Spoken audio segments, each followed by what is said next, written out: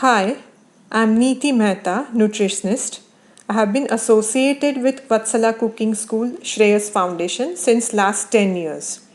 At Shreyas, farming and cooking are integral part of curriculum. We are trying to implement plow to plate concept for students of Shreyas. During weekend, we also invite students and parents of other schools to take part in this concept. On 20th February, we did a 3-hour workshop, Khet Se Thali Tak, where participants took part in farming, collecting firewood, making a chula, washing and cutting vegetables, and cooking. They were given understanding about our traditional vessels at our museum. We all had our lunch in a traditional way, sitting cross-legged, and food was served on a patrada.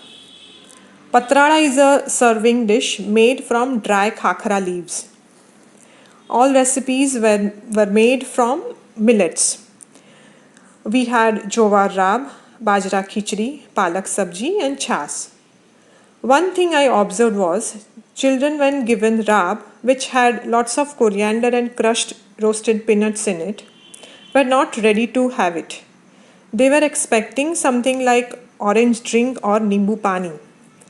But we wanted to introduce millets to them as millets are no longer part of our daily diet. Also, as the rab had coriander and peanuts floating in it, they wanted to discard both and then have it. So, what I am trying to say is that during childhood years, as soon as the body has most of the teeth, all texture, flavors should become the part of the daily diet.